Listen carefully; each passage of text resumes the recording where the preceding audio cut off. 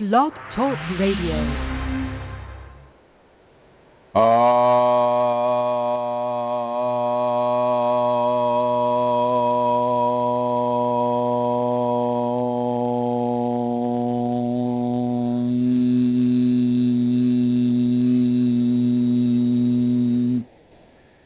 Hello everyone, this is Chrism, and I would like to welcome you to this conversation about your Kundalini awakening experience. And I'm looking into the chat room right now, and I see an interesting development here. First of all, though, Manisha, Mary Jean, Vincent, could you give me a little bit of a sound check here, just to make sure that I'm not talking to the air? Talking to the air here. Oh, I see. And we have, thank you, Mary Jean. I see that you're typing.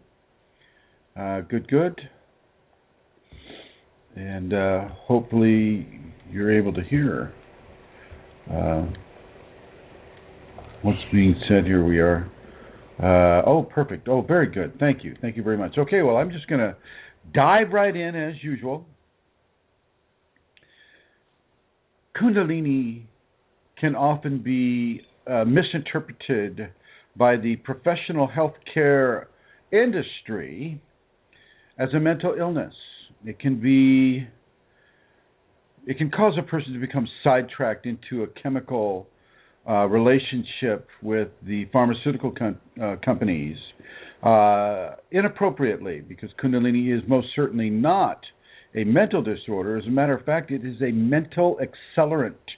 It is a mental evolution, and the whole mental aspect of it is just 1/5 of the entire equation when we're talking about the entire human equation with regards to Kundalini. Kundalini has signs and symptoms of many different mental disorders, and these are only mental disorders because science doesn't know why they come. Science, is far more interested in measuring the chemicals and measuring the neuroconductivity, trying to measure whether, their drug will make it through the neural tangles or the many different aspects of science devoid of the understandings of divinity. Matter of fact, science doesn't want to have anything to do with divinity, and yet there is Kundalini, and it is a divine application upon a person. A divine application upon a person. And even that is incorrect. It's not upon a person. It is within a person. It is a divine gift of grace within a person that's laying dormant at the last 3 vertebrae of their tailbone, and it is stimulated by an awareness of the divine that is behind the heart chakra. So you almost get like a check mark. The heart chakra stimulates the Kundalini at the base of the spine. That Kundalini begins to erupt within its own conscious evolutionary gift upon the person. And of course, you'll have many different phenomena associated with Kundalini, all of which science will determine as a pattern that is resonant to their understandings as bipolarism or any number of some such mental disorders, schizophrenia. They like to call it another term, calling it a spiritual emergency. The last part, isn't such a bad description. It is a spiritual emergency, but it's not an emergency that requires an ambulance or a physical restraint or anything of that nature.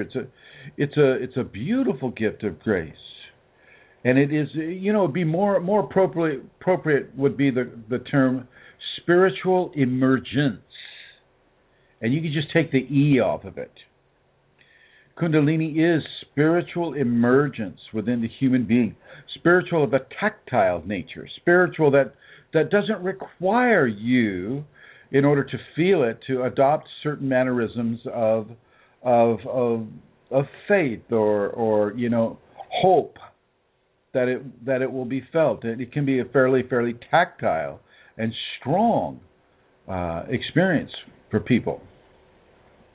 Very important for people to understand this. It is not subtle most of the time. Okay? It is not subtle most of the time, and you need to understand that. So when you hear, if you're having Kundalini right now, and say you're hearing voices, or you're hearing, you're having mood swings, you're not having bipolarism or schizophrenia tendencies. Now, if you're not having Kundalini, you don't have, at least 3 or 4 of those symptoms that are associated with Kundalini, and you are hearing voices, or you're having extreme mood changes, well, then you might indeed be having some flavor of mental illness. But for the most part, for those that have the Kundalini, for those that have exhibited, people that have had bliss, people that have had strong psychic phenomena within their lifetime, well, you know what? This is not a mental disorder. This is a mental evolution. And that really needs to be clearly understood. Now, just because our society has been so programmed by the chemical companies and their associates, the chemical doctors, these are basically MDs that, if there's anything wrong with you, well, they have some sort of a chemical that they want to give you, so that they think they'll just turn you into a big chemistry experiment, and hopefully this will help you. So I call those people chem doctors or chemical doctors. They don't even they don't want to listen to your pulse. They don't want to they don't even want to read your chart. Oh, you're having a headache. Well, here, take this Prozac oriented medicine. So these are people that have. They want to spend 15 minutes with you, but not really. And I know that would take I think that would take a heavy toll on anybody who's a physician. To get 15 minutes to diagnose a person's ailment, and so of course having a great level of chemical options behind you would make that so much easier. I mean, if we can just dampen down the symptoms, well, then we don't have to worry about a cure. We can just come back and they can get more pills to dampen down those symptoms. Kundalini is outside of that range, and so many Kundalini people who are awakening into the Kundalini wind up in the psych ward because they don't have the opportunity to be diagnosed in 15 minutes. And quite often the diagnosis is way off base. Kundalini is a profound spiritual gift, and its profundity is expressed through the many different phenomena that occurs for the individual. You can have severe mood swings and have the Kundalini. You can hear voices of discarnate entities and have Kundalini. You can have spontaneous movements of the body that the ego does not have a choice about and have the Kundalini. You can have all these things. You can have the Kundalini. It is a real, definable, verifiable experience, and yet it is not provable within the scientific parameters. We don't have a Kundalini-ometer. And so therefore, because they don't have some little gizmo or some little toy or some little machine that can measure the Kundalini presence within a human being, therefore it doesn't exist. And the same with divinity. We don't have a divinity-ometer either. And therefore, they don't believe in either divinity or Kundalini. And, so it's just a very, very narrow window that we as a Western society have chosen to live our lives through and to manage our health care through and to understand even the greatest gifts that can be given to a human being, which would be the Kundalini. We look at that suspiciously. We look at that as if it's some sort of a dis-ease or something that requires medicine or something that requires, you to be locked up in a mental institution for 72 hours for observation. Oh, and of course, while they're giving you, nice powerful tranquilizers like Depakote or some odd, severely, powerful tranquilizer. And it ain't tranquil. Don't let the tranquil and tranquilizer fool you. When you're having Kundalini and you're having strong Kundalini symptoms, and they throw you into that mental ward, and they attack you with the needle and push that chemical into your body. Well, a whole travesty of symptoms are beginning to go at war with each other. And the Kundalini will always win. Now, the person may look glassy-eyed and stumbling along and drooling all over themselves and anybody else that comes near them, but inside a huge war is raging, and they are not tranquil. They are not happy. This is not a happy sedation. There's a great deal of activity going on behind those glassy eyes. But, you can't tell the nurse that, because the nurse is like, oh, okay, pupils are equal and responsive to light, blah, blah, blah. Oh, okay, we've given him, this much of this drug, and he's stumbling. Oh, good. He's drooling. Oh, good. Oh, and look at those glassy eyes. Isn't that just attractive? So by all visual means, and even, if they're measuring blood pressure and heartbeat and respiration and all of these levels, that's all going to be consistent with heavy drug use, heavy tranquilizer enforcement. But inside the person, inside the psychology of the person, inside of the divine aspects of the person, wow, there's a great level of imbalance occurring because somebody has been attacked by the medical industry, because the medical industry chooses not to understand what Kundalini is or what divinity is. And so you don't necessarily need to have a mental disorder just because you're having Kundalini phenomena. You need to start looking it up on the web. If you have at least 5 or at least 3 of the classical symptoms of Kundalini. So let's talk about these 3 classical symptoms. And I'm just going to pick some. Kriyas, spontaneous automatic body positioning that can resemble yoga postures. This will happen to you against your will, and you'll just go right into them, and you'll need to do them. And yes, it can be scary. Another one that I've already mentioned would be hearing voices or seeing spirit, seeing entities hanging around the upper torso and head of other people, or seeing them come out of the walls, or seeing them in the walls, or seeing them out in the wilderness, in the forest, in the fields, in the lawn, in the garden, seeing these entities. And of course, when you see them, they see you, and that level of communication has been established. And so, of course, you'll hear them, and of course, they'll hear you. And so, that level of phenomena can be really, really disconcerting to an individual, and actually cause that person to self-commit to a psych ward, thinking erroneously that they have a mental disorder, but what they truly have is Kundalini. Another phenomena would be having energy rushes going up and down the body. It's like as if the follicles of the hair follicles have now turned into little individual serpents or tiny little electric insects that are crawling all over the body. Having your skin crawl is not what I'm talking about. I'm talking about waves and waves and waves of activity of each hair follicle upon your body, including the hair on your head and the hair in other places. Then let's just continue. Let's have one side of the body ice cold and another side of the body fiery hot. It just goes on and on and on. Hearing flute music where there isn't any flute music, smelling incense where no incense is being burned, or the scent of lilacs inside of a closed space without lilacs being present.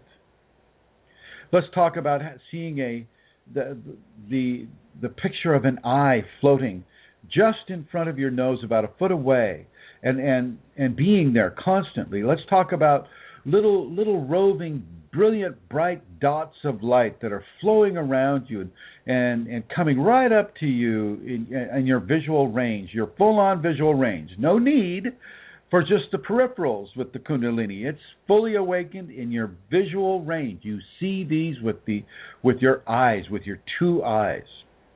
Let's talk about having a bump develop behind what would be classically understood as the third eye, or the ajna from the Hindu understandings.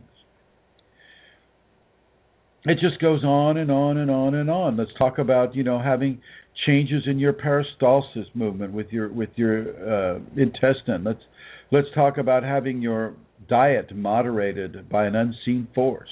Let's talk about having your sexual activities moderated by an unseen force. Let's talk about all of these things, and these are all classical Kundalini phenomena, which if you took this to your MD, you would probably get DX'd with having some sort of schizophrenia or bipolarism, and you don't have a mental illness. Kundalini is not a mental illness. It is a mental evolution, but it's an evolution that just doesn't happen to everybody in the society, and so therefore there isn't a lot of drive to put some money into research behind Kundalini. I know Gopi Krishna wanted to do that. He really pushed for that process to come through. And for those who don't know who Gopi Krishna was an individual that had his Kundalini awakened in 1934, I believe, Christmas Eve 1934, and he went through a very, very difficult time. They didn't have fluoxetine or SSRI-oriented medications at the time, thank God for him. But he went all over his native country, India, looking for a teacher or a saint or any kind of an information source about what was happening to him, and he couldn't find anything. And it almost killed him because he made every mistake in the book, and finally he was able to begin to understand that for Kundalini, it's surrender to its agenda upon you is a necessity.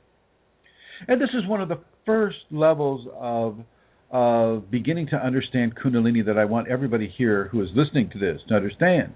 You must surrender to the agenda of the Kundalini, not to the agenda of Western society that doesn't even recognize it,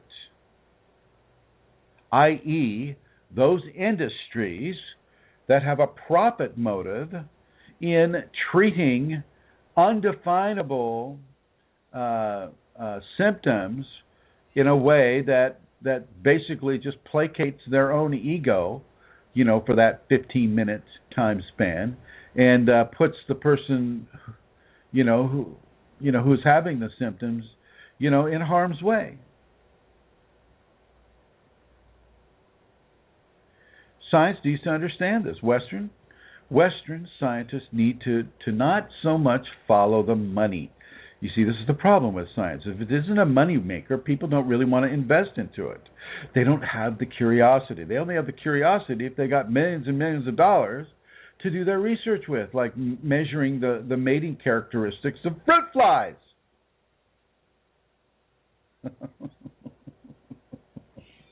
Yeah, let's look at that.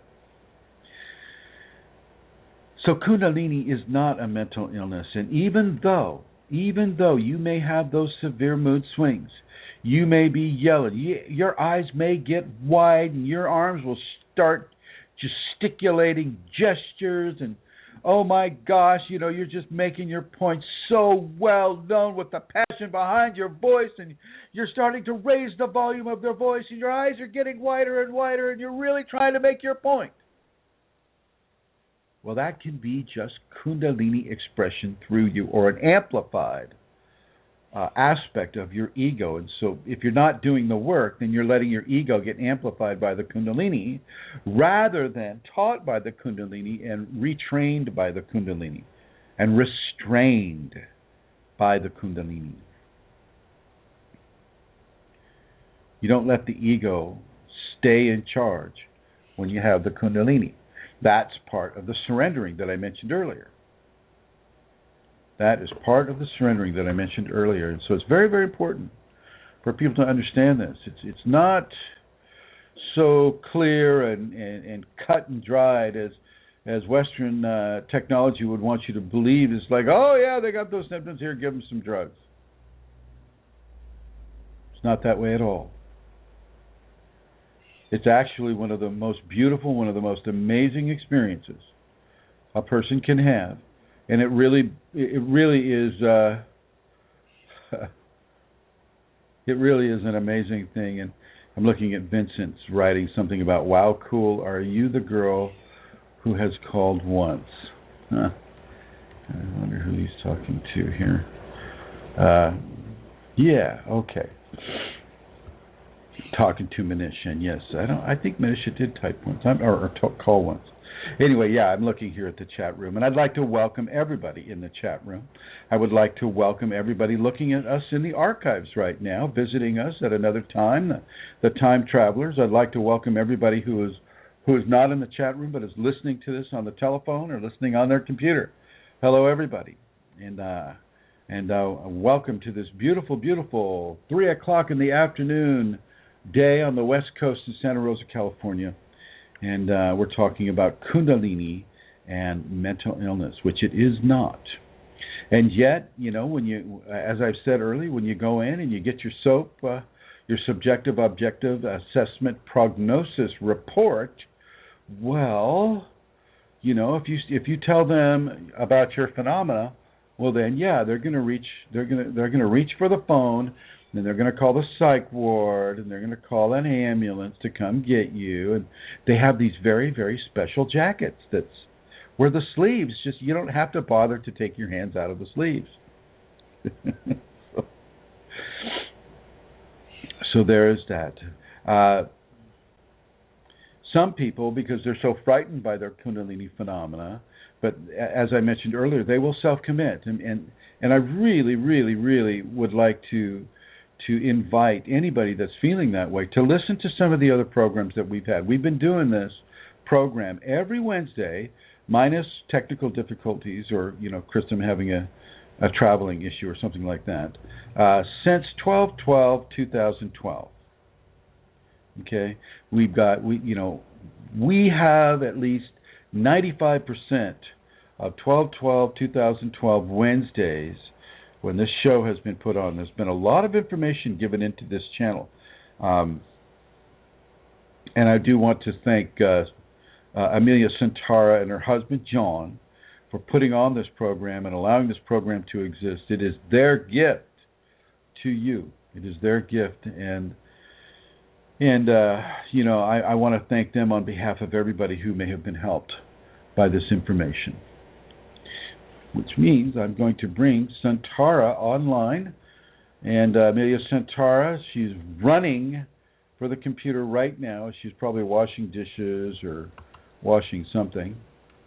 Hello. Hi, Chrism. How you doing? I'm doing fine. Thank you very much. What do you think about Kundalini and mental illness? It is not that. Did you ever feel that you had a mental illness when you were inside of your early process? Yes, yes, because I knew nothing about Kundalini at the beginning of my during my activation, and so of course there were times when I thought I was cracking up, that I was, there was very strange things happening to me.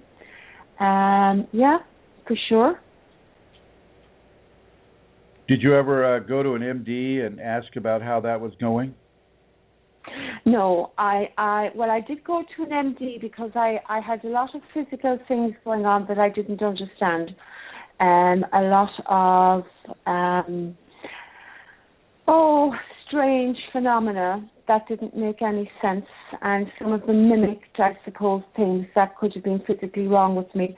So I was a little bit of what's that word when you're concerned about illness? There's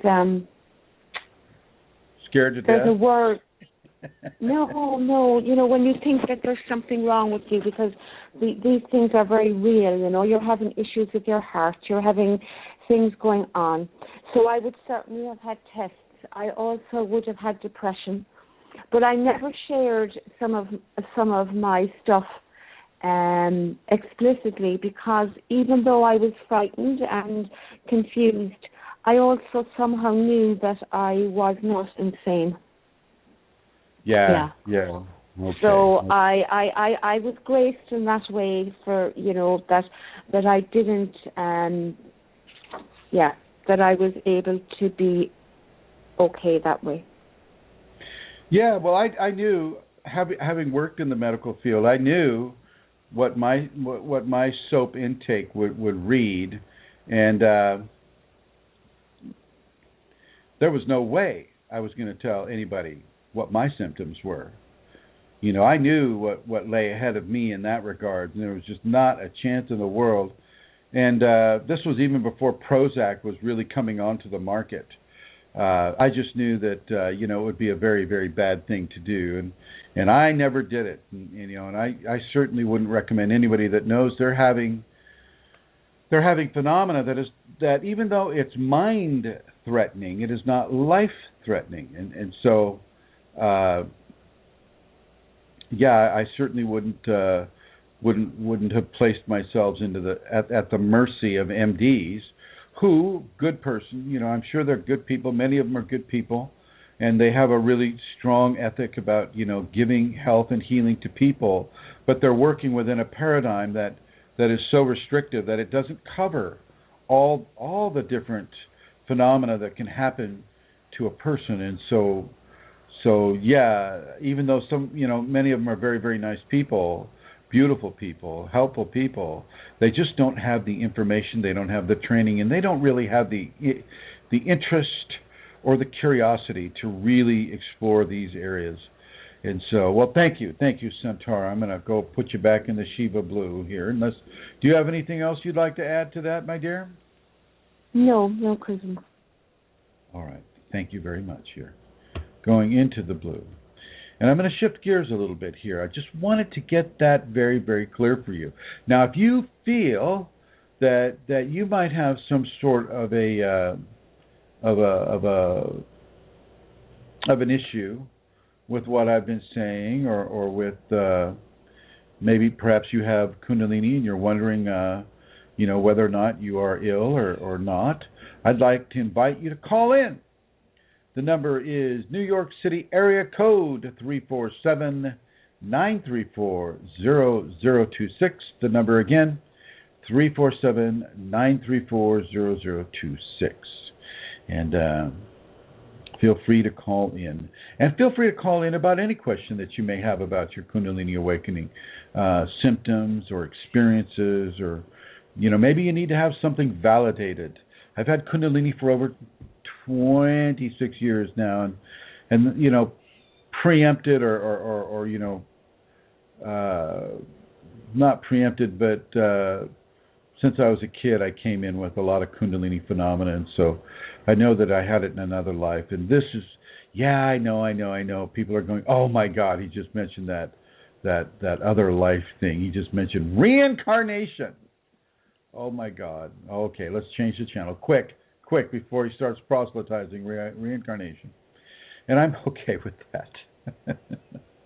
I am definitely okay with that. People can choose to believe what they want to believe, and that's the nice thing about, at least in the United States to this point. I don't know how about the future, but at this point you can still kind of believe what you want to believe without being killed for it. And so blessings to the United States of America and other countries who follow suit, like many of the countries in Europe follow suit, as well as Australia. So with regard to Kundalini and mentalism, do not be afraid if you see a vision, a waking vision, a vision of something that would look like a person, of something that would look like a monster, of something that would look like some sort of a gaseous type of a vision. I've had all of these things, and they are just basically manifestation of spiritual consciousness upon the awakening individual. The awakening individual begins to have a a clarity of view, a clarity of interaction with non-physical consciousness, with non-physical conscious creation. I.e., the Creator did not just create things for physical viewing, for physical interaction, for physical understanding. Other levels of creation also exist at the same time as the five-sense human being exists. Now, the five-sense human being won't be able to see that non-physical creation, but it's still there. It's just the perceptions are different now.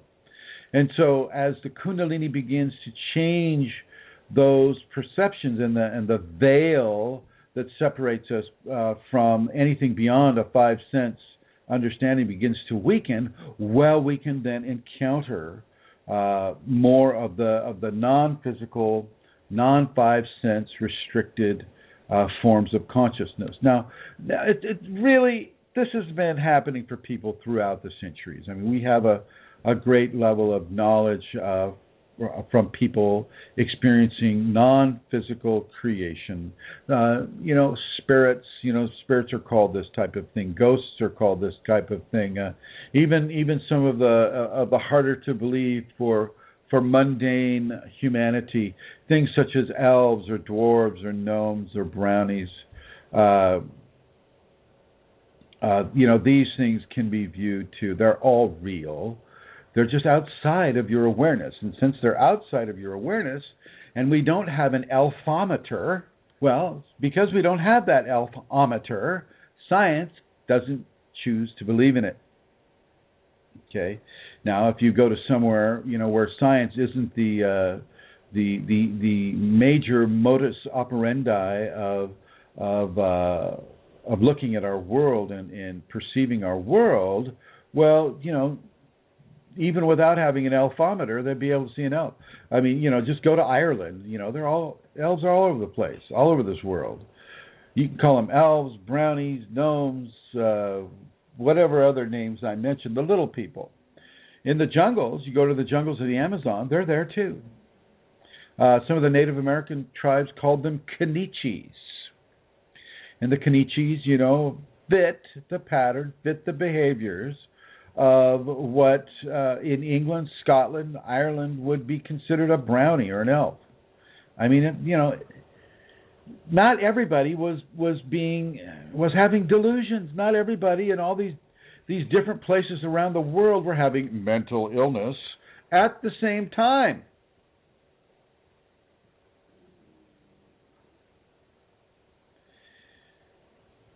And they weren't having this phenomena occur to them because they were developing a need for a medication sold by a pharmaceutical company.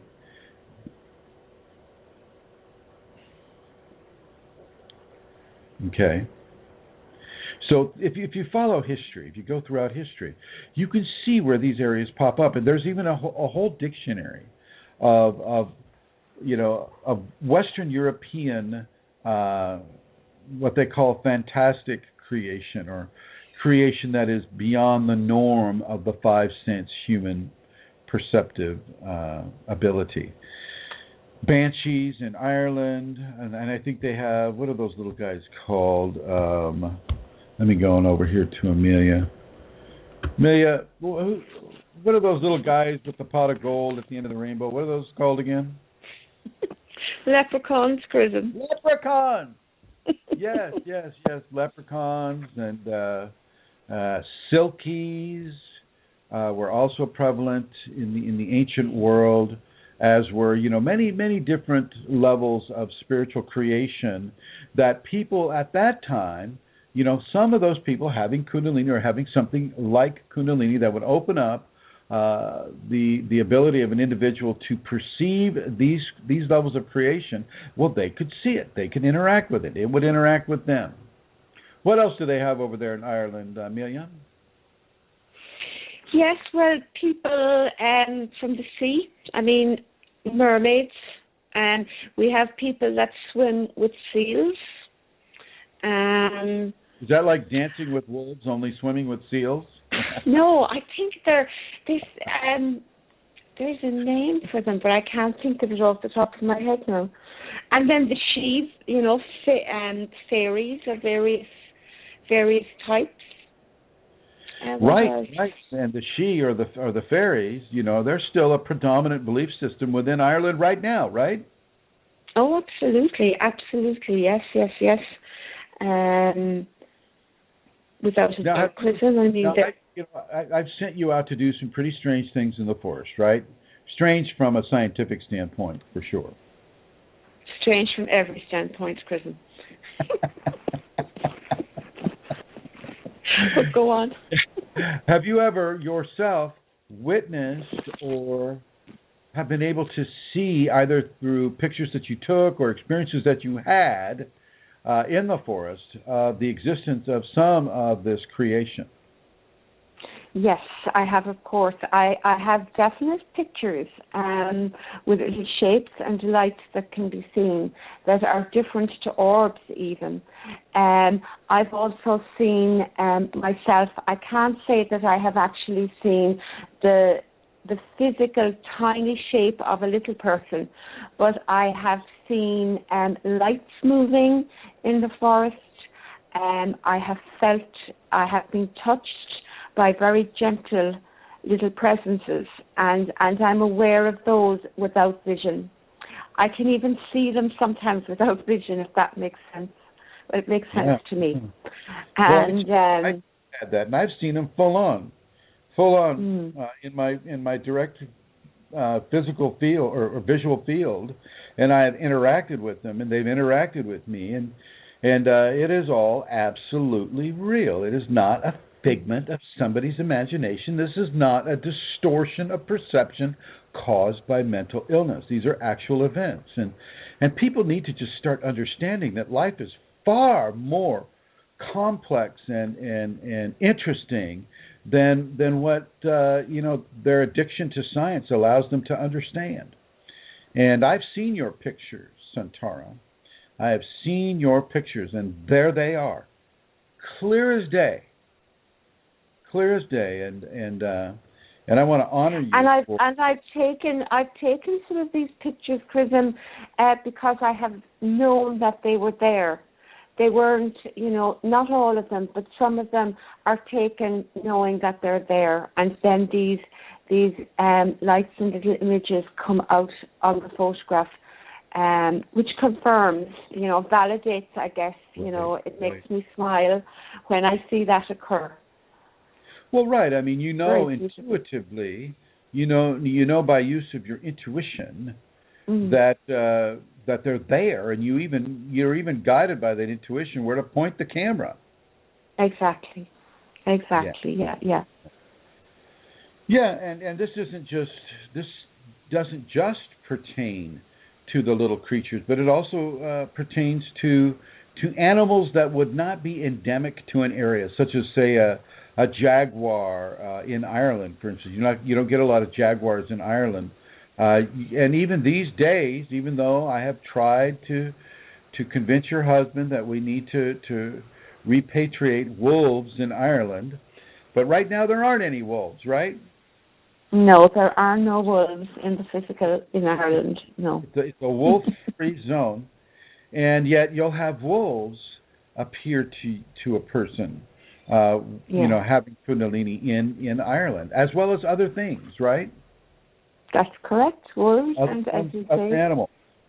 What about snakes? Do you ever get snakes that are, say, consistent with Kundalini in Ireland, or is that also taken care of by Saint? Saint Patrick. Saint Patrick, yes. Yeah, that's right. Of course, they don't exist.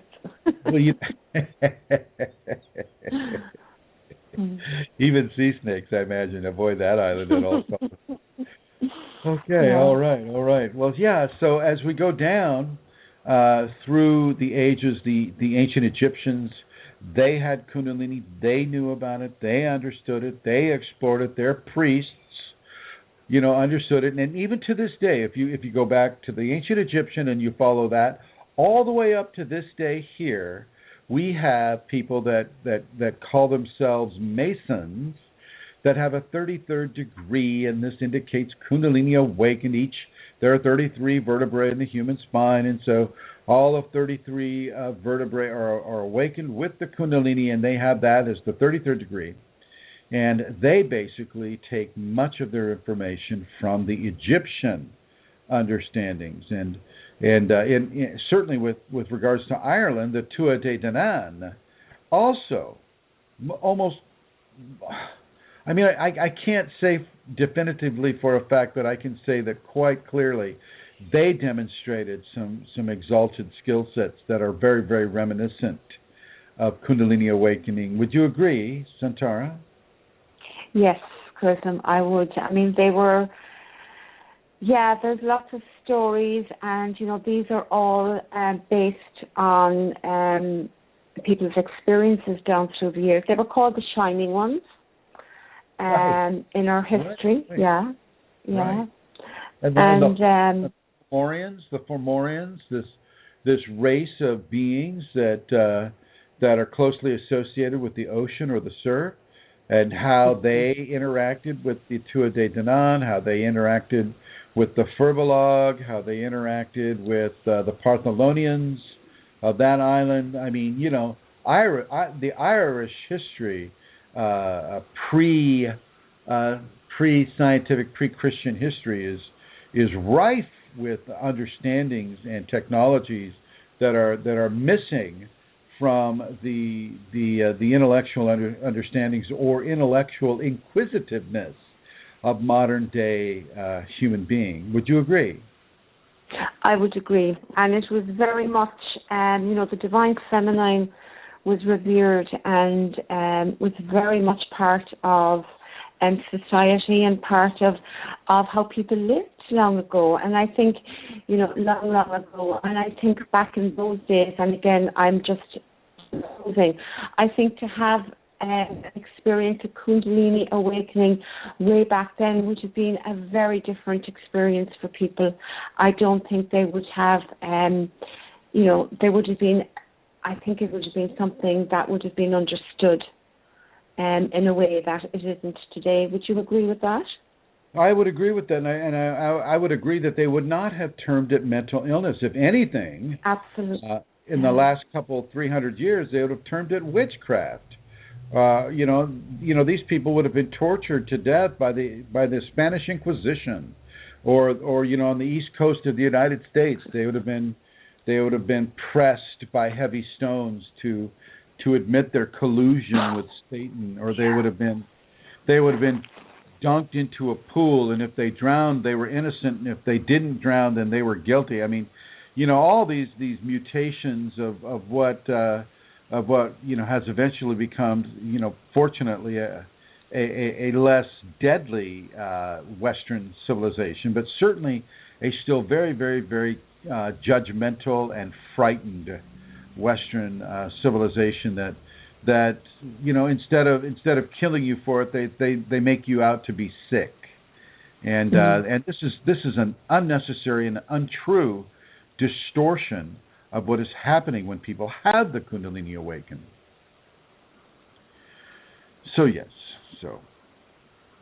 And I'm going to segue, and thank you, Santara, putting you in the Shiva blue here, and I'm going to segue right now about what we do within a Kundalini awakening. How do we respond to this?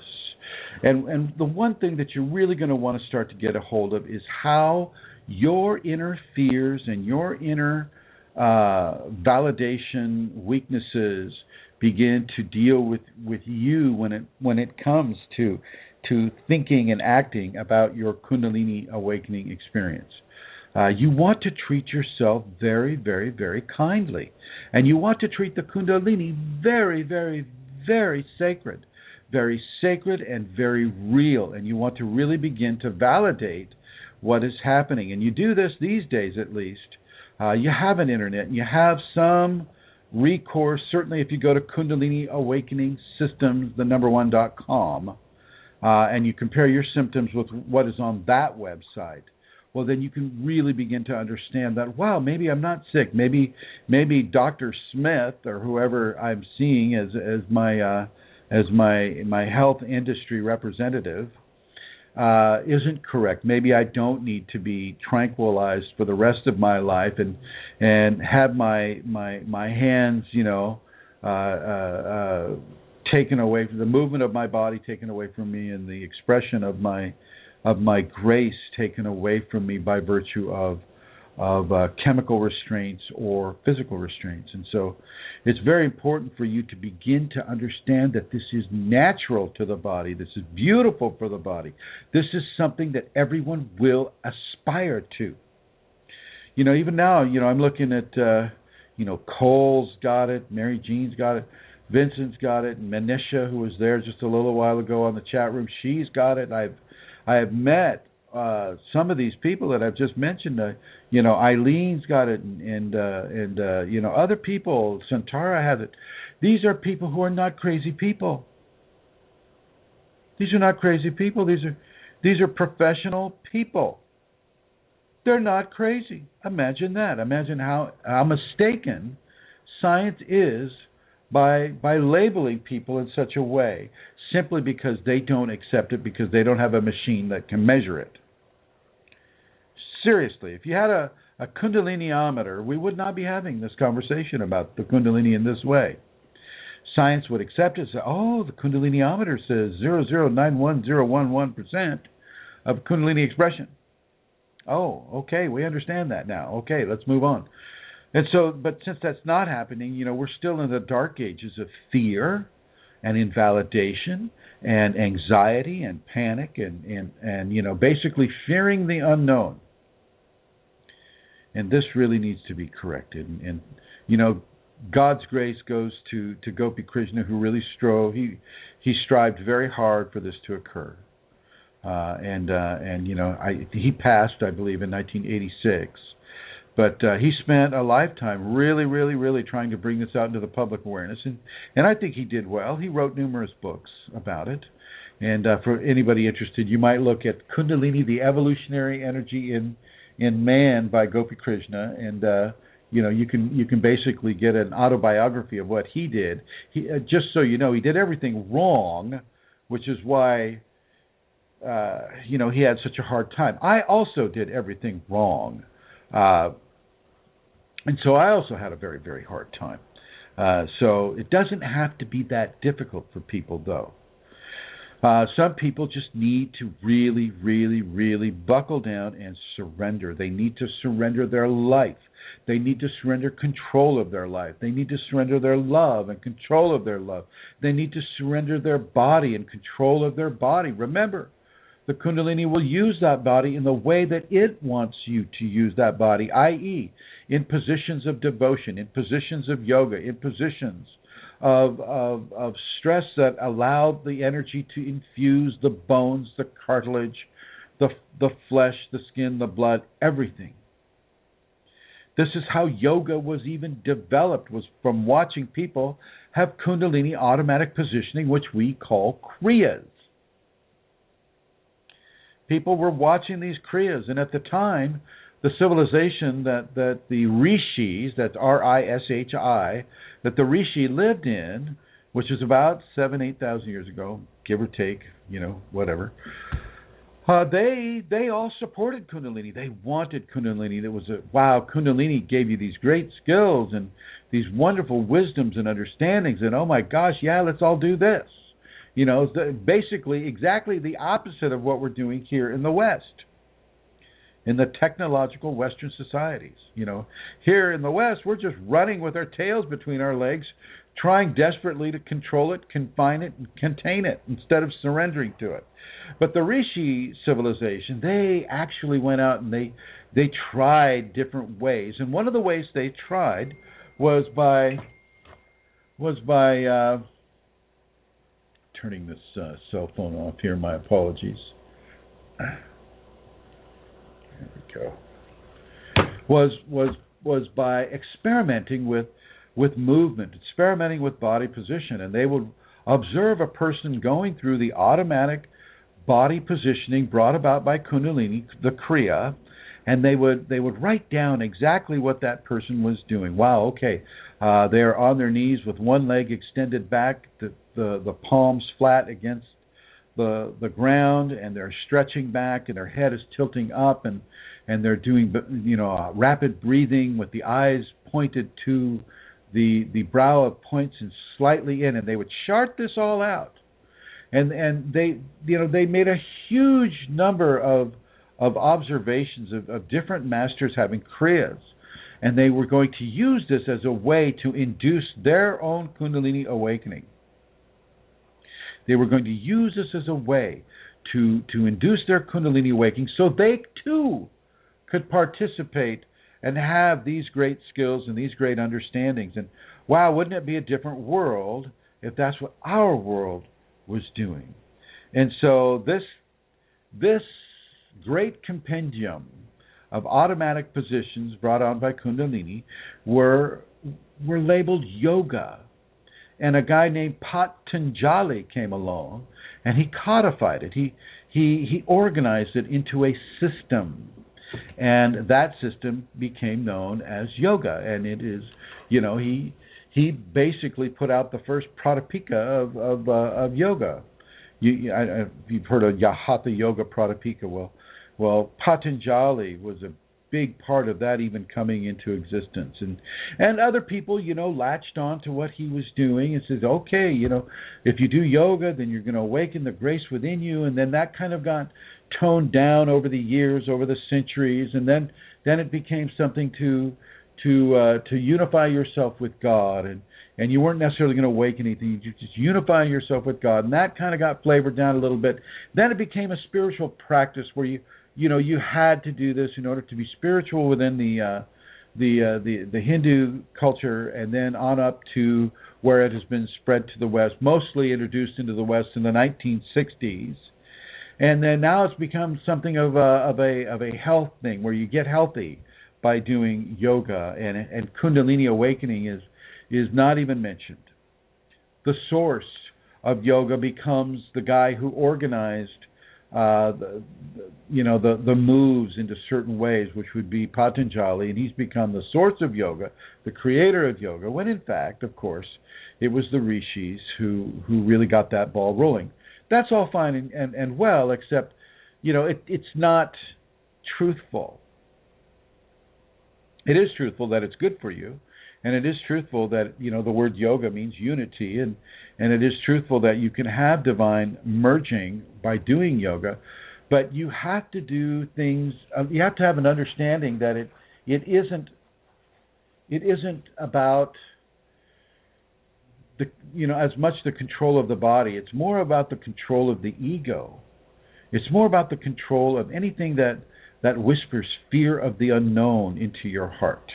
Anything else that is saying that, it's about power and position, and we want to awaken the Kundalini because we want to have an edge over other people.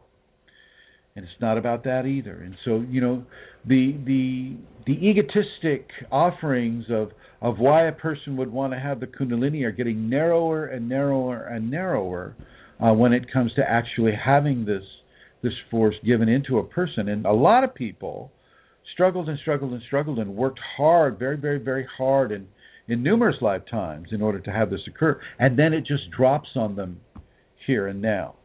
And these people are, these are some of the folks that wind up in the psych ward because they don't understand what's going on. And in this life, they're not really looking at it. They're not doing the yoga. They're not doing anything that would pertain to any kind of a practice designed to awaken the Kundalini, and boom, there it goes. This happened to me. This happened to Santara. This happened to other people. This is happening to people right now. I'll have students, and they come over to the ashram, and I'll have them go into severe levels of surrender, severe levels of submission, severe levels of devotion to break through, hopefully, eventually, break through the hold that Western assumptions have over them. And I tell you what, it is not a guarantee that I will be successful with that, or that the Kundalini in me will be so forceful in it that it will, hijack their choice or in any way push them into a greater understanding by virtue of phenomena or by virtue of other means. And sometimes people are just going to have to suffer through it, their entire life of pursuing Kundalini, kind of accepting Kundalini, sort of, never really giving it the full expression that it wants to have through them, but because of their fear and because of their the lackadaisical attitude they may have about ego control or about validation through wisdom or validation through subtle phenomena instead of gross phenomena, then they're just going to squander this lifetime of grace that they could be having. They could be having right now, this very minute. And nobody wants to see that happen. This world needs as many Kundalini awakened people as it can have. This world, in a geopolitical sense, you look at Syria, you look at at China, you look at some of these other Asian countries that are basically eating the world to death. Setting up these man-made islands, that they've connected to coral reefs and then calling it China mainland. This world is coalescing into a maelstrom of misunderstanding, and a maelstrom of misunderstanding can lead to severe crises of war and retribution, retribution, war, and all of these other things. You look at Russia making land grabs, China making land grabs. I mean, there's all kinds of animosity that's being generated in the geopolitical theater right now, and that needs to be ameliorated by points of grace upon this world, which is what the Kundalini awakened person is. That's what it is. So when you have your Kundalini awakened, I don't care if you're 14 years old or you're 42. When you have your Kundalini awakened, treat it with the utmost respect. Listen to it. Listen to the teacher that it takes you to. Listen to the things that it guides you to read. I would have books fall off of the bookshelf. The Kundalini wanted me to read T. Lobsang Rampa. Almost every book, I had this insatiable drive to find this guy's books, which were out of print at the time. I'd have to go to these used bookstores all the time, and I'd get an intuition that, you can get some books over there. And so I'd listen to that intuition, and I'd go over to the bookstore, and boom, there are those books by T. Lobsang Rampa, on the bottom shelf in the left-hand corner of the last aisle, way, way out where nobody would ever see them, except that person that was being compelled to buy every used book of T. Lobsang Rampa's that I could. And it was just for my individual thing. I'm not suggesting everybody needs to go out and read T. Lobsang Rampa, but that is what I was compelled to read when I was in my early Kundalini expression. And so it's very, very important for you to listen to what it wants you to do. And if it has you go to a teacher, and this teacher is telling you to do very, very, very difficult things for your ego, well, then you do those things. You don't let your ego say, oh, well, he's just trying to take advantage of you, or, oh, he's just trying to mind control you, or using any of the fear attitudes and techniques that the ego and entities that glom onto the ego will use to try to kick you off your path. You must protect your path. You must protect your Kundalini. You must protect yourself as you try to focus within all of the Western technological distraction, as you try to focus within all of the energetic and spiritual distraction, as you try to focus on that narrow pathway that we know of as the Kundalini. And it will call you, and it will help you, and it will bring you to information source or a teacher that will help you and will focus on you and will give their time to you because they know how important it is. They know how important you are as an awakening individual. You may not feel that way. You may be constantly going, well, hey, really, I'm just one of the guys. I'm just somebody with the general population, Give me a beer, give me a hot car, give me some good TV, maybe some good internet porn, give me all these things. I'm a happy camper. Give me these things, right? And you're not one of the guys. You won't get to look at that internet trash. You won't get to drink that alcohol. You won't necessarily get to have a fine car. You might. But you don't want to keep comparing yourself to mundane humanity because you are not that. Well, why am I not that? Why am I not that? Because you aren't. Well, I didn't ask for this to come. Well, not everybody does. Not everybody does.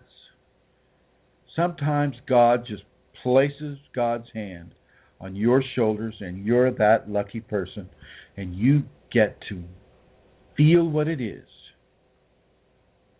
to experience grace. And so you nurture that grace by following those instructions. You nurture that grace by giving yourself wholeheartedly 100% into those instructions. You don't defile them with your ego expression, i.e., you don't get angry at them. You don't tromp around like a spoiled child. You don't let yourself go off into hissy fits of anger or exasperation or fear or panic or sadness. You honor that and you treat it with the highest levels of respect and the highest levels of understanding and the need to understand and the intuitive trust that comes with high levels of spiritual understanding, knowing that in order to have trust and faith develop within a person, you don't always get to know the answers. Otherwise, you wouldn't need to trust.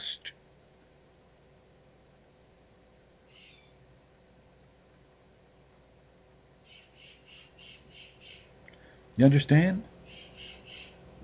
And so you treat it very, very, very devotionally. You really give yourself 100% into this. You don't trash it because you're afraid of it. You don't trash it because you don't understand it. You practice those safety protocols, which you can find on Kundalini Awakening Systems, #1.com. You go down the menu on the left-hand side. It's about the fifth option down. It'll say safeties. Click on that. Copy those down. Copy them onto a hard copy. And leave a copy in your car, leave a copy in your bedroom, leave a copy on your coffee table, in the kitchen, in the bathroom. Leave a copy where you can always have one in reach. So as that phenomena comes upon you, that Kundalini grace comes upon you, well, you can begin to respond in ways that nurture the Kundalini rather than throw yourself into an attack against it or try to resist this divine force within you. Okay. This is very important. You stay hydrated. You let it pick your food. You let it pick your expression. You let it pick, whether you're going to have relations with other people or not. You let it pick you. Sometimes, my friends, Kundalini will shrink your world down to nothing. It'll be just you and the person you've been assigned to learn from. You'll have very, very, very limited access to the outside world, not because it's not there. It's just because it's just not your focus and you just don't really have the drive to go out there and meet people. You don't have a drive to... You are being placed within a very, very contained environment, like a star chamber, where the pressures build until that star forms. Well, you're that Kundalini star in the making. And you need to give yourself fully into this awakening equation. You need to give yourself fully into the activation equation.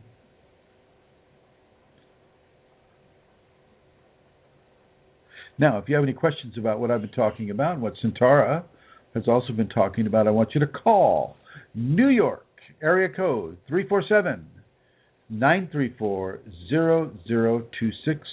Area code 347-934-0026. And I'm going to swing it on over to Her Holiness, Santara Kundalini. There she is. Run! Run! Run! Okay, is it time for questions? Yes, ma'am, it is. Or any other announcements that people would like to make. Oh, I would like to make an announcement. The seminar in Minnesota went so very well. I met beautiful, beautiful, wonderful people there. And before we commence with questions, I would like to come on over here to Rosemary, I believe. Is this Rosemary? It is. Rosemary, I would like to thank you for putting up with me for a little over 2 weeks and setting up that beautiful, beautiful seminar. Thank you very much, my dear. My pleasure, of course, and great to have you here, Chrism, for us, and also the joy it is for me, and the challenge in a way too, the teaching, and the power of your presence and your commitment, especially to us and to people having just everything you just said ties in with your commitment to people having the real information and being supported and being strong, all of that. A great blessing. Thank you. Well, thank you. Thank you, Rosemary. And I want to thank Rosemary, and I'd like to thank Joey. Is Joey here with us today? I hope so. No, doesn't look like she is, but I'd like to thank Joey. Joey was also very helpful with the seminar in Minneapolis, Eagan area. And I'd like to thank all of those who attended. Very beautiful. I'd like to thank Best Western Dakota Ridge Hotel as well. Provided a beautiful room for us to have the Kundalini Awakening Seminar there. So yeah. It's a really, really beautiful time. And thank you, Rosemary, once again. Thank you for your hospitality, your kindness, your love, and your conviction. Thank you. And moving it up to Miss Santara, Her Holiness. Yes, it is time for questions, my dear. Okay. So the first question is from the group. I've always suffered from depression, and Kundalini can sometimes increase it. I don't know if it's postpartum or what. I can't figure out what Kundalini is trying to teach me. Everything in my life is great, so where are these sad feelings coming from? I feel stuck in my Kundalini process. I can't seem to ground myself and get out of my own head. That does sound Can you help? like postpartum, doesn't it? Yes, it certainly could be. Postpartum with Kundalini. Yeah, well, with Kunalini, expanding that postpartum depression. Yeah. What I would do if I was her is I would go into immediate levels of service for other people, volunteering, thinking of others first rather than my own scenario. I would give service of love, give service of grace, volunteer, help other people, and as you help others, so will that helpfulness and love also be amplified by the Kundalini, and that will translate right back into your own equation. So become very, very service, volunteer, and helpfulness oriented towards other people in your life, especially strangers. Over. Okay, thanks, Chrism. I was wondering if the smell of heat, like a heater, is a Kundalini sign. It began a few nights ago. The smell gets very intense. At times it gives me a headache, and it's hard to catch my breath. I worry something might be burning, but nobody else is smelling this. What can it be? Thank you. The smell of the ether? That's my accent. Let me start that little bit again. I was wondering if the smell of heat, like a heater, Heater, is a Kundalini sign. I would say if it was ether, then you're either on the ER or you're or you're going into surgery. I don't know which. Okay. Yeah, the smell of burning can occur. Different scents can be observed. To use you can smell different things, psychic things. It doesn't necessarily have to be present in the physical reality for your nose to sense it. A lot of people have a psychic smell, and I'm sure there's a name for that. I just can't think of it right now. When I was at John of God's, 19-year-old woman, paraplegic, was coming there over and over and over, and we'd have little conversations since we were sitting near each other in our rooms in the Posada, the hotel. We're near each other, and she would say, "Oh, I can smell the different entities that come," and Saint Ignatius had a very, very, peculiar scent that she could separate from the various doctors that would inhabit John of God's body, and she could smell Saint Ignatius coming, and she'd tell me, "Oh, he's here." She'd say, "Oh, he's here, he's coming. I can smell him, he's coming." And there John of God would show up with Saint Ignatius coming through him and giving people different medical style treatments. So you can have mimicking or at least smells or scents that are coming to you like the scents of flowers, like the scents of lilacs in an empty room, or the scent of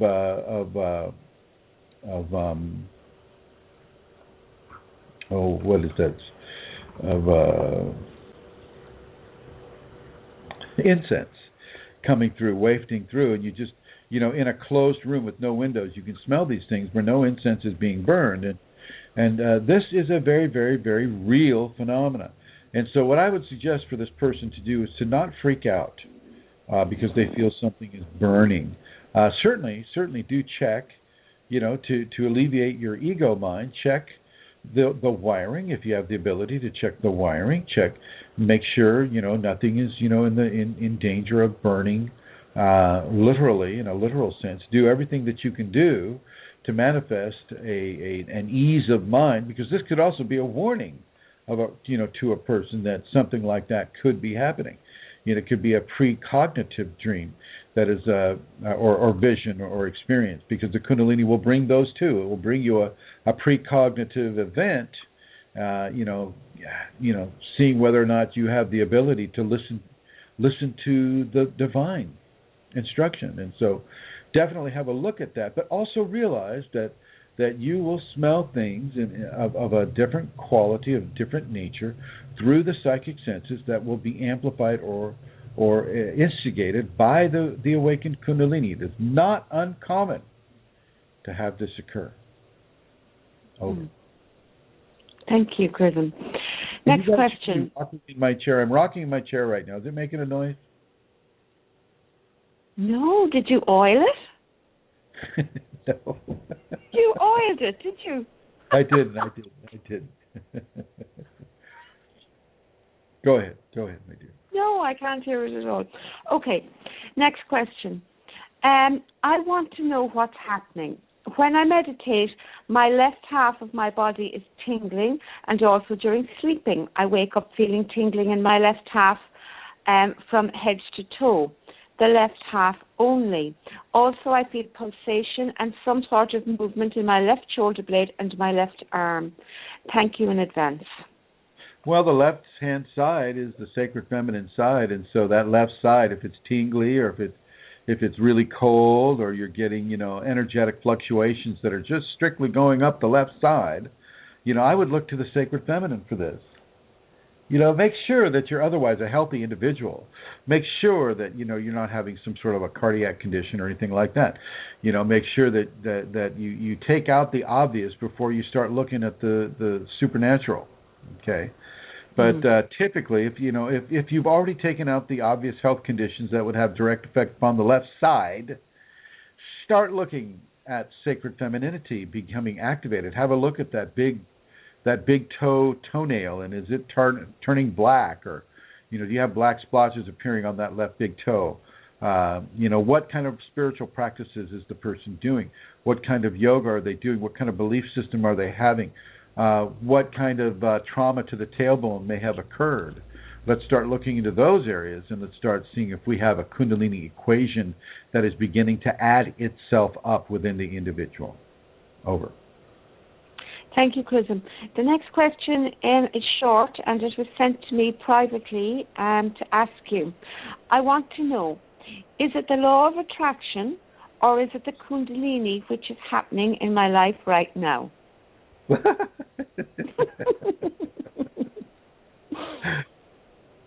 That's it. Okay, hang on. I'm just having a look here.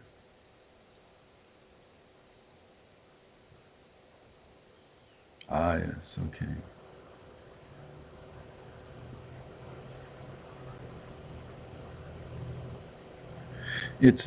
It's neither. You're having scenarios happen to you in your life that refer, first of all, to your expectation. You have this fixation on the law of attraction because so many books are published about it, and it's such an easily definable thing. Greg Braden talks about it, and other authors talk about the law of attraction, and you've got The Secret, and The Secret's all about the law of attraction. I'm going to say what's happening to you is precursive to Kundalini activation. So I'm going to suggest that you might look into the OBE world right now, the out-of-body experience. I'm going to suggest that you continue to do the things that are happening, because I feel there are good things that are happening to you. But I'm going to suggest you stop trying to put labels on this goodness that is happening. You just accept the goodness that is happening, and continue as much of that as you can. Over. Okay, thank you, Chrism. Another question as well for you through the a private message. In meditation and dream, there is to be awareness. There are visions. One needs effort, other is effortless, and then dream. So which is better? Well, I think they're making some great suppositions that don't necessarily, it's a very absolutist question, and frankly, absolutism of that nature doesn't really stand up within the dream state. And so I'll say that you need to reassess the basis of your question. Take out your absolutism. Look at redefining the parameters that you speak of, and then ask the question again. Over. Okay, thank you, Chrism. And another question through private message for you. Is divine merging after the spinal sweep the same as God realization? No. Divine merging happens during the spinal sweep.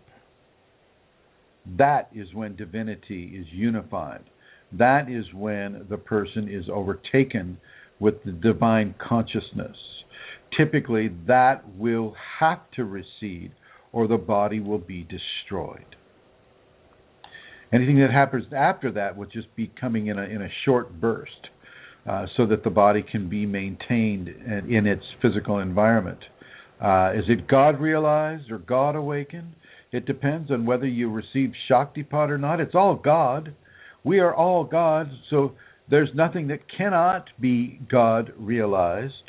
But if you go into it, as I was saying at the seminar just a little while ago, just this last Sunday, if you go into it with the intent of forethought, if you go into it looking to open yourself to the Kundalini, looking to adopt certain protocols that will awaken Kundalini. Well, that is self-realization, and that is a very, very powerful position to be in. I know that the other people are saying, oh, well, God realization, well, that's the stronger realization because you don't have a choice and blah, blah, blah. But it's the person that makes the choice to come into the Kundalini that has the powerful effect upon themselves. They choose, and God is in agreement with their choice. They choose to come into it, and by selecting that choice, certain levels of refinement are given into the person. Certain levels of testing are given into the person. They are choosing God rather than just receiving God.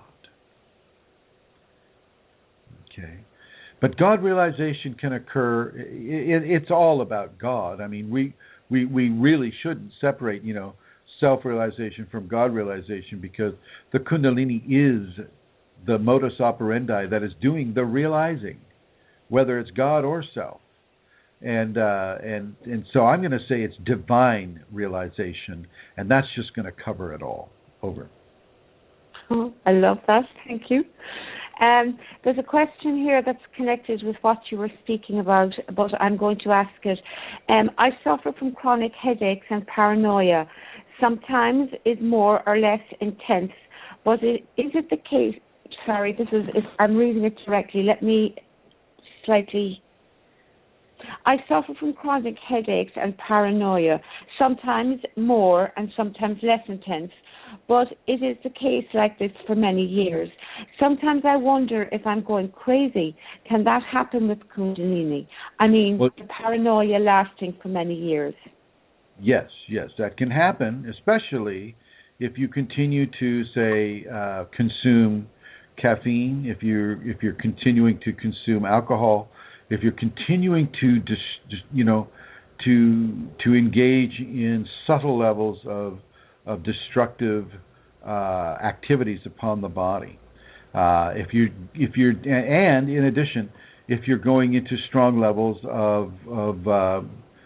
of meditation or prayer, a lot of that upper headache is due to people pushing too hard sometimes, pushing too hard without the instruction of a teacher, pushing too hard, wanting too much. The other aspect of it with the paranoia, certainly with the kidneys, if you're constantly doing things that stress the kidneys and you're having Kundalini at the same time, you're basically running the kidneys ragged. And if you don't stop doing that, you're going to have a total adrenal burnout. Total adrenal burnout. You need to stop the caffeine. You need to stop the sugars. You need to stop the spices. You need to bring the body into somewhat of a more raw and natural expression of your diet with that, and that will also have a very positive effect upon the headache, simply because extreme levels of fight or flight response given constantly into the system will have a very, very profound effect upon the headache that an individual would occur upon an individual. And so really begin to look at what it is you're doing and why. Are you taking drugs? Are you taking a lot of alcohol? Are you taking a lot of sugar? Are you taking a lot of coffee, black tea, anything that has caffeine in it? How hydrated are you keeping yourself? Are you having at least 1 liter of water a day? What are you doing, my friend? Over. Mm-hmm. Thank you. Why is the inside of my mouth and the back of my throat on fire? Because you ate hot spices a little while ago, against the advice of having, that you don't do that with Kundalini, and that is going to have a lasting residual effect. It could also be if you're having a throat infection, if you do a little scope work on your mouth, and you see any kind of red splotches way back there along the uvula or going down into the throat, well, then you can see that you have a sore throat. And this may be due to some sort of influenza or cold virus that is going around where you live. You could also have yelled too much the previous day or evening. and that could also give you a sore throat.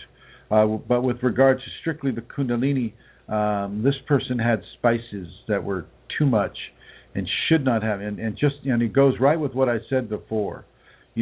Bland out the diet a bit.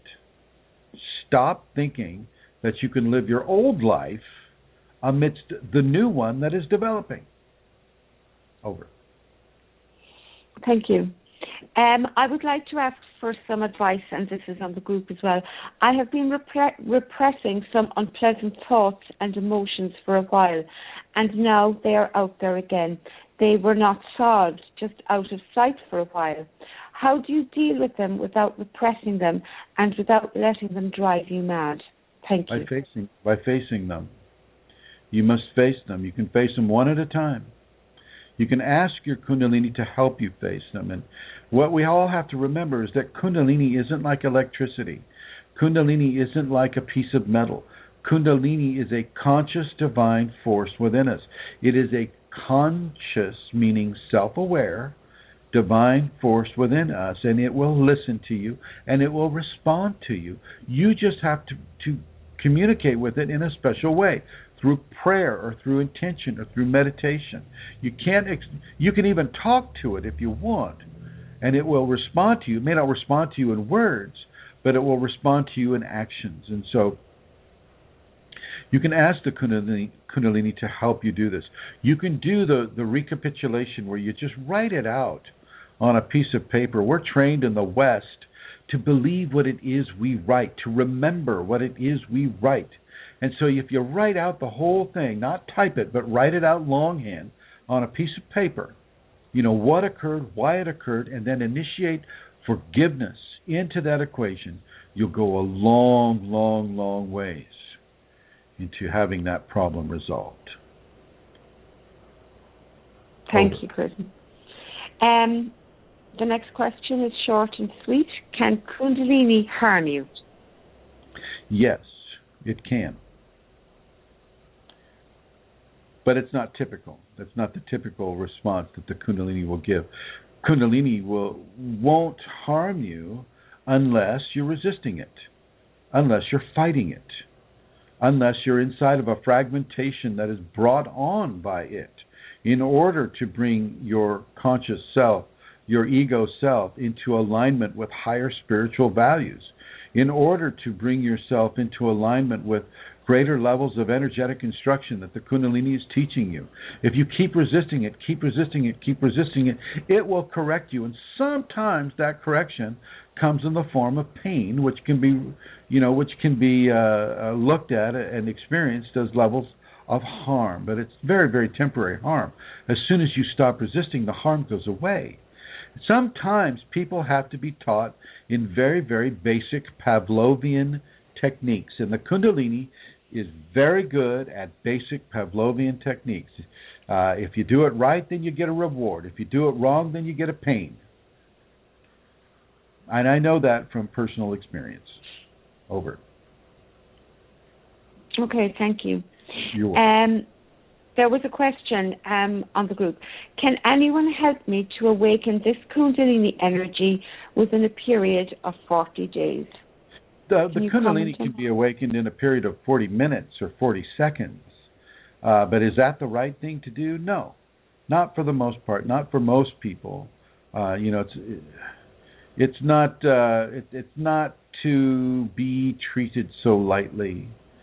You can have a guru give you a Shaktipat in 10 seconds, and there your activation is on its way, but it is not the best way to go. Slow is good. Slow is better. 40 days is enough. I know Glenn Morris, he said, I think he could do it in like 30 days, I believe. And having it done is one thing. Living with it is quite a different matter.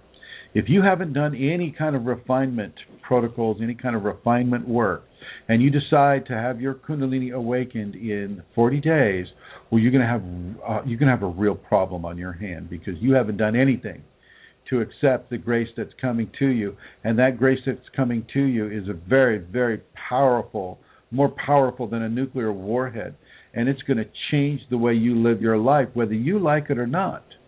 And so to have that kind of a time measurement upon it is not a good idea. Practice the safeties. Practice the safeties for 60 days. Get it down. Get it good. Get those safety protocols going really, really, really well. And then give yourself to that 40-day activation sequence. Over. Thank you. The next question. I would like to ask about sleep paralysis. I felt like I was being attacked last night. I broke out of it 3 times, and it was only after I put the rosary around my neck that I could feel normal again. It's happened to me many times during my waking up stage, but last night it was while I was trying to sleep. And 3 times I felt someone was there, someone sitting on my chest. After I put the rosary around my neck, it went away, but then I felt a finger pushing against the right side of my skull with pressure, and it felt like my brain wanted to explode.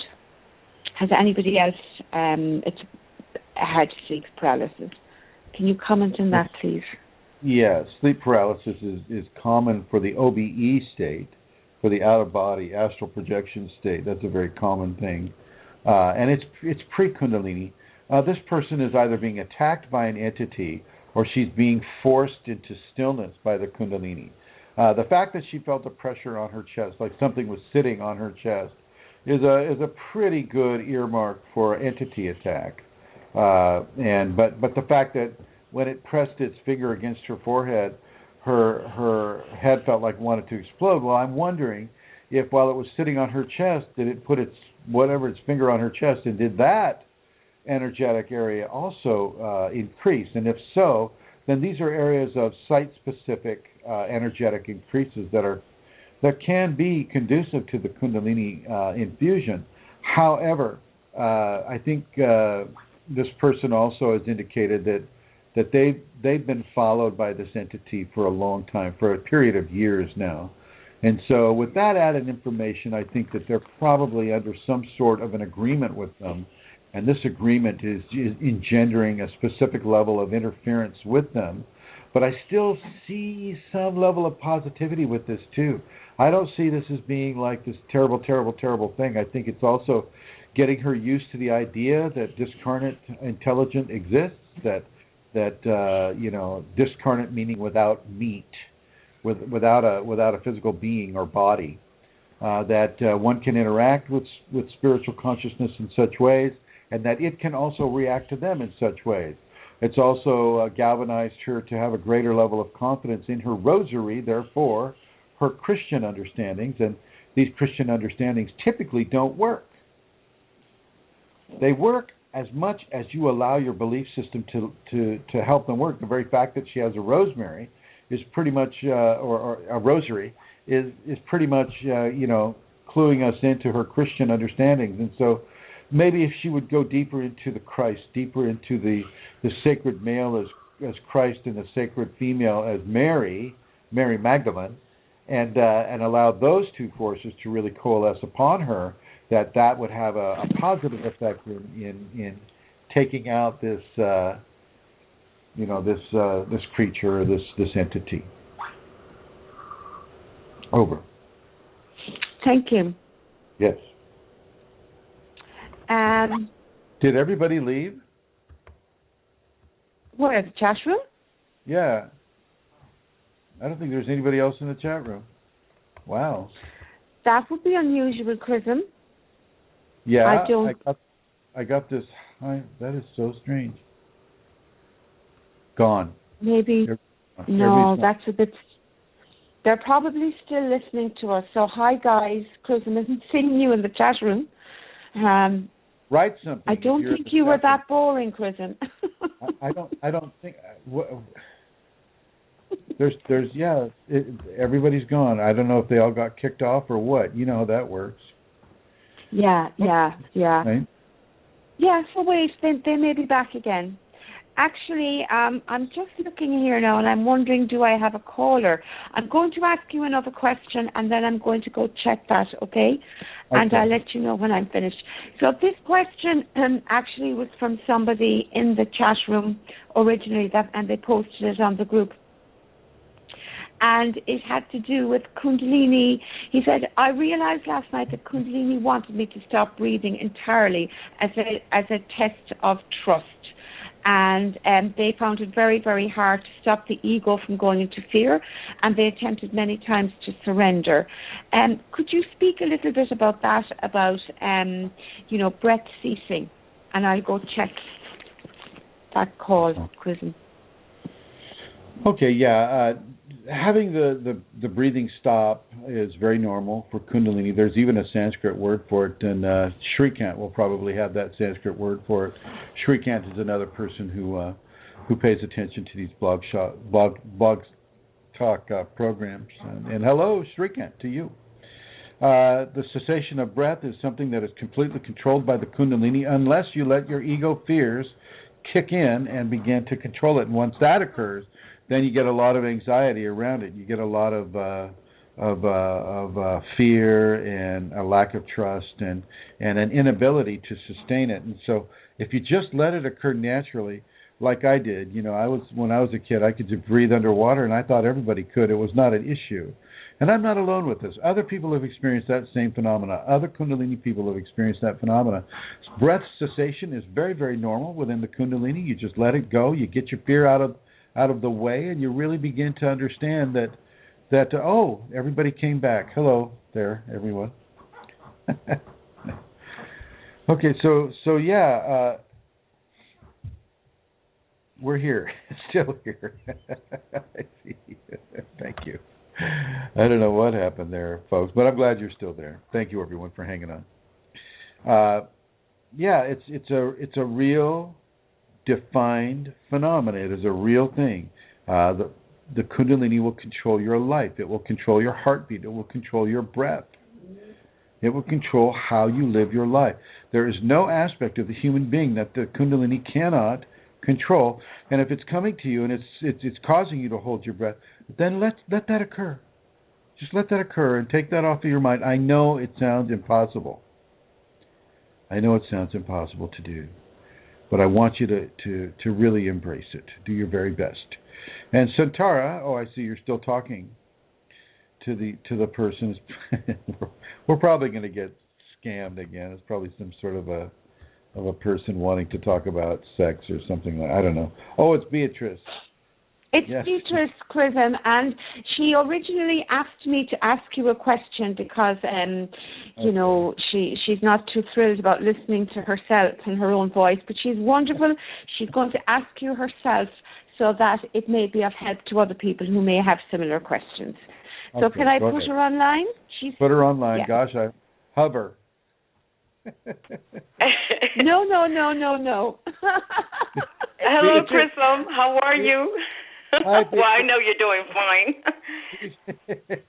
We've had interesting experiences with regards to people wanting to call into the show. So thank you very much, Beatrice, for your courage, and I will help you in any way I can with your question. And she's marvelous, Chrism, because she has rung in with us before and spoken with us before and spoken to you before. And I was saying to her there, I hadn't heard her for a while, but she listens every week. It's just she hasn't rung into the studio for a while. So nice to hear you again, Beatrice. Okay. You're welcome. Thank Ask you. your question. Yes, Chrism, I wanted to ask you, I just recently learned how to communicate with my Kundalini. All of the signs that I was receiving from the Kundalini, I didn't realize that it was trying to communicate a message to me. I just wanted to know if you can see if I'm on the right track. Well, just hearing you, if you're looking for ways to communicate with your Kundalini, you're definitely on the right track. Okay. Definitely on the right track. Can you tell me if there's anything that I need to improve? Yeah. Get less attached to your expectations of understanding with your mental mind and become more fixated on understanding with your intuitive mind. Feel what is being said rather than than hear what is being said. Are you hearing voices? No. As a matter of fact, it's more with lights and signals. And in what way? Lights. For example, if it wants to raise my conscious level on something that I'm doing, it will flash a light in front of me, and pretty much if I do as it says it wants me to do, then it will give me like an approval, like another light will come up. What do you mean it says it wants me to do? Who's saying like, for example, something that it wants me to eat. It will give me an indication that it wants me to eat something, or it wants me to read, it wants me to learn a mantra, or it wants me to pray, or it wants me to meditate. It will give me a signal through a light, and from that light is how I find I tend to answer it. Okay, so I don't. Do you understand? Are you getting like an intuitive communication of what it is it wants you to do? Yes. Okay. But it lights up like a light bulb right in front of my eye. Well, no, that's a fairly good communication. And when I respond and I do it, another light lights up, like almost giving me, like saying, "Well, you're doing it right." Do you get? Is it a color? Yes, it's a color. What color is it? White. Okay, all right. Is it ever having you do anything to put yourself ahead of another person? No. Does it ever give you like an edge over other people in society? Does it give you tell you how to make more money or things of that nature? No, nothing like that. What's it telling you to do? Learn a mantra?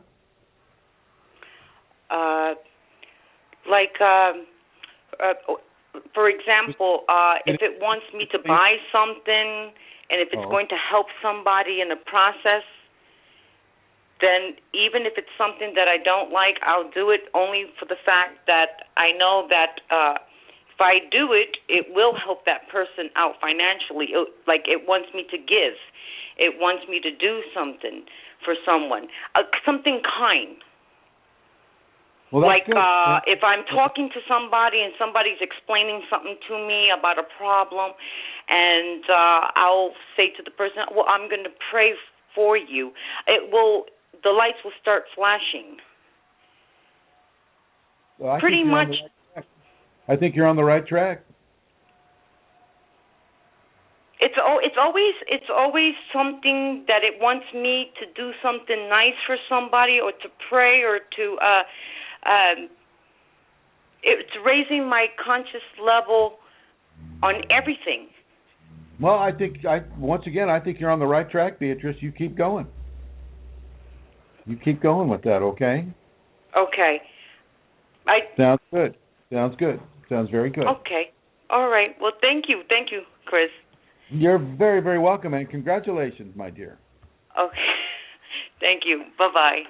Bye. Any more questions, Miss Amelia? Okay, going over to my questions. Yes, there's a question here. Somebody looking for advice on the group. They're fairly new to the group. I've been working through a top-down clearing since 2011. It's been pretty intense, and recently most activity is occurring in my throat, shoulders, hips, legs simultaneously. Has anyone experienced heavy night sweats in one area, isolated, or cramping and nerve pains?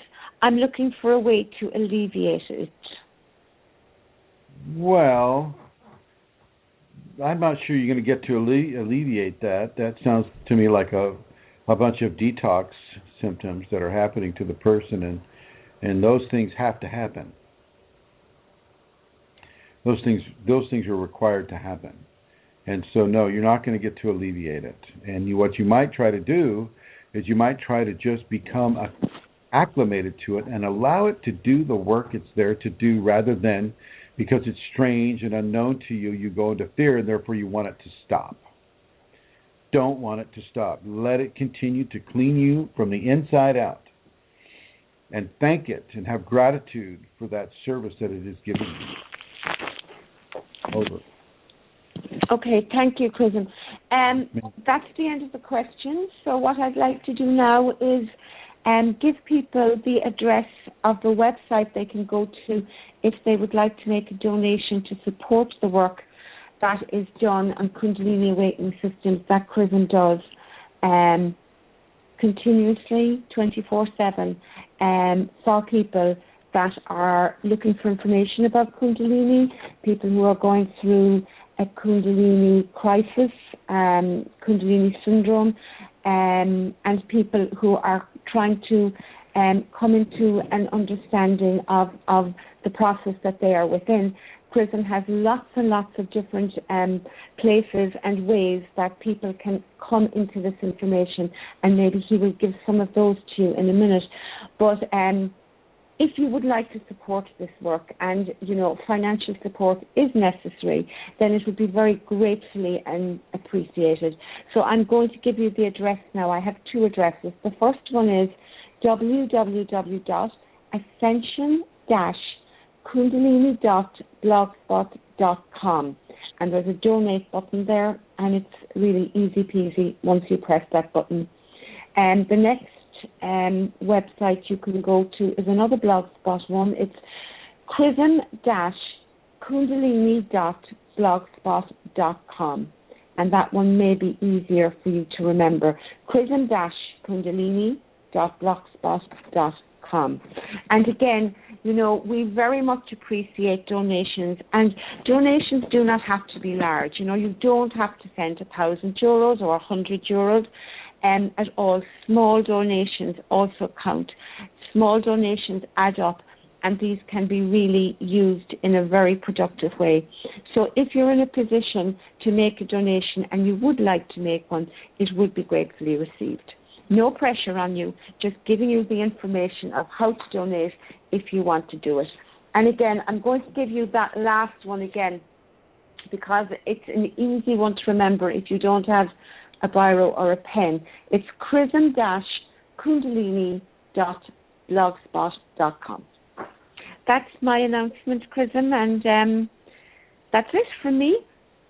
Oh, good.